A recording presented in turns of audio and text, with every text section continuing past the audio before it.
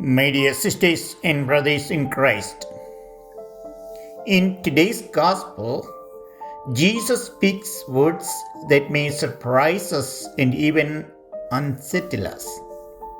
He says, "Unless your righteousness surpasses that of the scribes and Pharisees, you will not enter the kingdom of heaven." At first, this sounds demanding, even frightening. The scribes and Pharisees were respected for their strict observance of the law. They knew the commandments well and tried to follow them carefully. Yet Jesus is not criticizing their love for the law. Instead, He is inviting His disciples to go deeper. He is not asking for more rules, more control, or a harsher religion.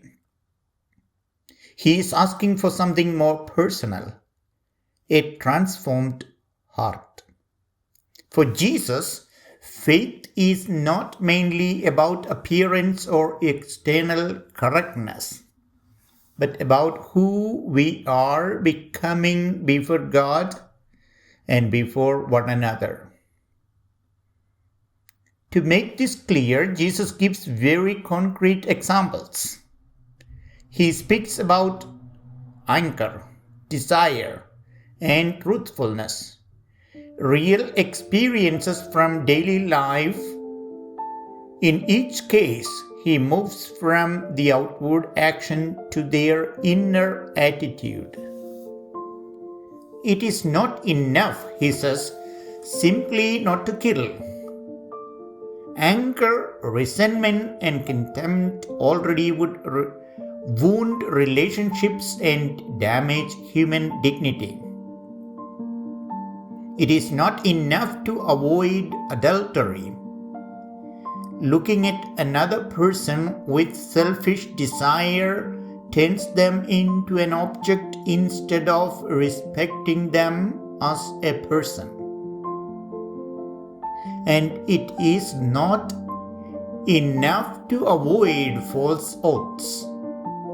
Our simple yes and no should already be honest and trustworthy. Jesus shows us that sin often begins quietly in the heart, long before it appears in visible actions. This teaching can feel demanding and perhaps even uncomfortable, but it is not meant to crush us or fill us with guilt. Jesus is not pointing a finger to condemn. He is opening a path to freedom and healing. Anger, lust, and dishonesty may seem small or private, but they slowly imprison us. Anger hardens the heart and keeps us stuck in bitterness. Uncontrolled desire weakens our ability to love truly. Dishonesty destroys trust and creates fear. Jesus wants to free us from these inner chains. He wants hearts that are whole, truthful, and capable of real love. True righteousness then is not about fear of punishment, but about a heart shaped by love. One of the great church fathers, St. Augustine, helps us understand this gospel well. He famously said, "Love and do what you will." Augustine did not mean that everything is allowed. He meant that when love truly guides the heart, our actions will naturally be good. A loving heart does not want to harm, deceive, or use others. Jesus is teaching the same truth in today's gospel. He does not abolish the law. He fulfills it by bringing it to its deepest meaning.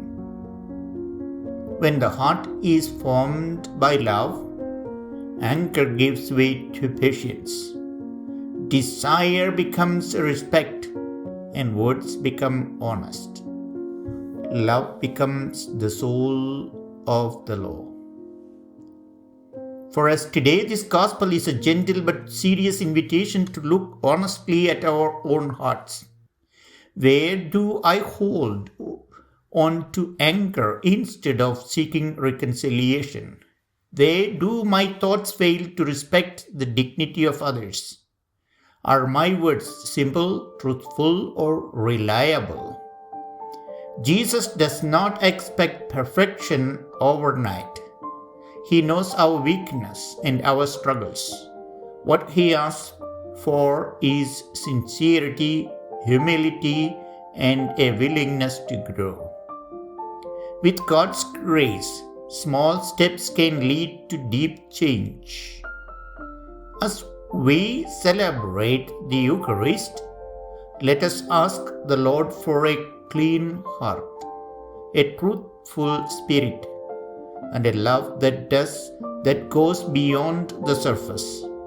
Then our lives will reflect the righteousness Jesus speaks about, a righteousness that does not burden us, but leads us into freedom, peace, and joy.